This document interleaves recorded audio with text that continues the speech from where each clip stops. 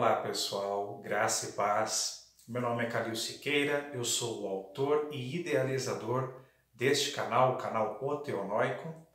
E hoje, pessoal, nós vamos apresentar aí alguns argumentos, né? E posteriormente um estudo um pouco mais profundo a respeito dos dízimos e das ofertas. Então, para a gente já entrar no assunto e já explicar tudo direitinho, ser bem direto, pessoal. Basicamente, existem 4 tipos de pessoas quando nós falamos sobre o assunto dízimos e ofertas. O primeiro tipo de pessoa é aquele cristão fiel e piedoso que sabe o porquê dá dízimos e ofertas na igreja, tem uma base bíblica sólida e continua ali dando seus dízimos e suas ofertas sem o menor problema. O segundo tipo de pessoa que nós temos é aquele cristão que dá dízimos e ofertas na sua congregação, mas ele não faz a menor ideia do porquê ele faz isso. Ele dá porque, basicamente, se você perguntar e pressionar ele, porque o pastor falou. Temos o terceiro tipo de pessoa, que é aquele tipo de pessoa que não dá porque tem muitas dúvidas, né? Então, muitos púlpitos de igreja por aí, ao invés de darem certezas, né? Ao invés de esclarecerem, né? Na palavra de Deus, os dízimos e as ofertas, na verdade, põem até mais confusão no assunto. E por isso, essas pessoas, que são até de bom coração, acabam não dando. E temos o quarto tipo de pessoa, que são essas pessoas adeptos de seitas, de movimentos pseudo-cristãos, que por mau caratismo, né, por um proselitismo realmente, né, por um desvio de caráter, eles querem dizer que tudo aquilo que não está no prospecto deles, mais liberal, né, não é de Deus, eles decidem o que é de Deus ou não, ou seja, não é a Bíblia que decide, e eles querem pegar esses dois grupos anteriores, o segundo grupo e o terceiro, e colocar heresias do tipo, o dízimo é coisa da lei, o dízimo é legalista, se você dá o dízimo você não está debaixo da graça de Cristo, e etc. e tal. E como esse último grupo cria muitas falácias e eu percebi que vem se aumentando muito, né, esse tipo de grupo e esse monte de mentira que eles inventam, é por isso que eu estou gravando então este vídeo e também fiz esse estudo que você pode acessar, tá bom?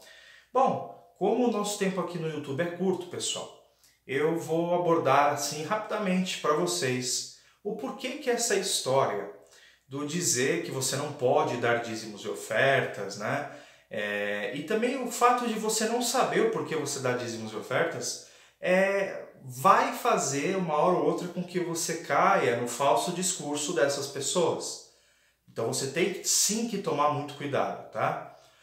Bom, basicamente, pessoal, toda a história, né, que eles desenvolvem para poder desmerecer o fato de você dar dízimos e ofertas é baseado em mentiras, em argumentos antibíblicos, tá? E você veja, o pessoal que fala essas coisas pessoal da teologia liberal, da teologia da missão integral, né, que são heresias, o pessoal adepto do desigregismo, que também é uma heresia, né, pessoas desviadas, né, pessoas que seguem esses gurus de internet aí, né, por aí mundo afora, que se dizem os verdadeiros conhecedores do Evangelho. Quando você vai ver, vive uma vida devassa, né, vive até uma vida de prostituição. Então você pode ver que realmente não dá para confiar nesse tipo de gente. Bom, pessoal, basicamente, né, eu não vou abordar todas as falácias deles aqui, por isso que eu peço que vocês leiam o artigo que eu deixei, publiquei, vou deixar aqui na descrição do vídeo. A primeira coisa que eles dizem, que é uma coisa até batida, né, a gente não precisa nem se estender muito, é que o dízimo é da lei levítica. O dízimo passou a existir na lei de Levi, então como nós não estamos mais na aliança sacerdotal de Arão, então nós não precisamos dar dízimo. Isso é uma falácia, né? Porque em Gênesis nós já vemos o patriarca Abraão dando dízimo a Melquisedeque e nem existia o sacerdócio levítico ainda, né? A gente vai ler, por exemplo, em Hebreus que quando o patriarca Abraão fez isso, Levi nem tinha nascido ainda, o que é um pouco óbvio, né? E em Gálatas nós também teremos, né, a base bíblica de que a lei foi dada, né, a lei levítica foi dada 430 anos depois ali, né, do pacto com Abraão, ali no Monte Sinai. Então, se o Abraão deu o dízimo antes de haver a lei, antes de haver o pacto, né, a aliança levítica, então é óbvio que o dízimo ele é muito anterior à lei. Ele é um mandamento de Deus que é anterior, né, à lei dada no Sinai, ao sacerdócio promulgado no Sinai. Então isso é uma falácia. E outra falácia que eles também se utilizam muito, pessoal, é a história do não tem base para dízimos e ofertas no Novo Testamento. Isso é uma tremenda de uma mentira, pessoal. Isso é uma tremenda de uma mentira e eu vou falar para vocês o porquê que é uma mentira. Bom, pessoal, primeiramente, em Mateus 6, dos versículos 31 ao 34, e com certeza são versículos que vocês já devem ter lido bastante, Jesus ele vai falar ali com respeito a finanças e bênçãos financeiras, materiais para os discípulos, que estavam deixando eles ansiosos. E aí Jesus disse para eles não ficarem ansiosos e procurar o reino de Deus e a sua justiça. Agora eu pergunto para você já parou para pensar que justiça é essa que Jesus está falando? Bom, essa palavra no grego original é dikaiosin. E quando nós vamos consultar um dicionário grego para saber que significado é essa palavra, né? Um dos significados, porque o grego é uma língua polissêmica, então uma mesma palavra pode ter vários significados, e aí, para a gente saber o significado na Bíblia, a gente tem que pegar o contexto, a hermenêutica, né? Então, como está falando aqui de riquezas materiais, de bens materiais, então o significado, neste caso, em que Jesus falou de justiça, é referente a uma justiça financeira, se assim a gente pode dizer. E quando essa palavra grega ela tem esse significado de justiça financeira, o significado no dicionário grego é justiça que dá a todos o que lhe é devido. Olha que interessante.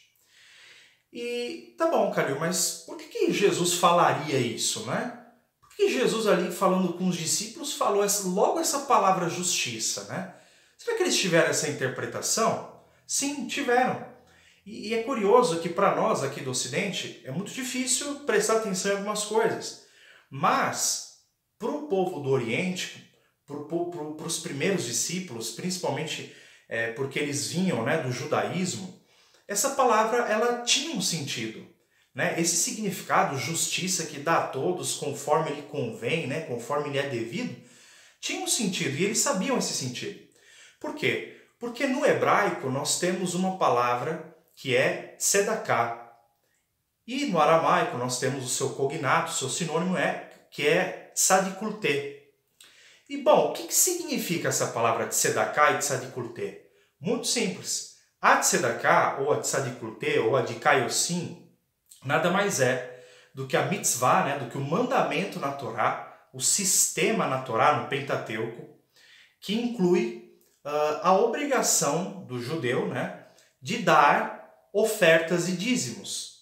E incluir aí dízimos para o pobre, para a viúva, para os desamparados, para as manutenções das sinagogas e também para o templo em Jerusalém. Então é o compêndio, né? É o mandamento que compila todas as ordenanças ali de dízimos e ofertas dentro do judaísmo. Então foi por isso que Jesus se utilizou dessa palavra. É por isso que essa palavra justiça ela está ali no texto de Mateus 6, 31 a 34. Não está ali por um acaso, ela está ali porque ela devia estar ali. Outra coisa também, pessoal, é que em Hebreus, o autor de Hebreus, né, em Hebreus capítulo 7 e Hebreus capítulo 8, ele vai falar ali sobre, como eu citei anteriormente, o episódio em que o patriarca Abraão deu os dízimos a Melquisedeque. E olha só que coisa curiosa. o autor de Hebreus ele vai falar que o sacerdócio de Melquisedeque é o sacerdócio criado por Deus. É o sacerdócio de Cristo Deus, entendeu? É o sacerdócio que ele veio restaurar quando ele se fez homem. É o sacerdócio que ele veio, né, nos contemplar. É a nova aliança. Esse sacerdócio ele já existe desde antes da fundação do mundo, desde antes do sacerdócio levítico.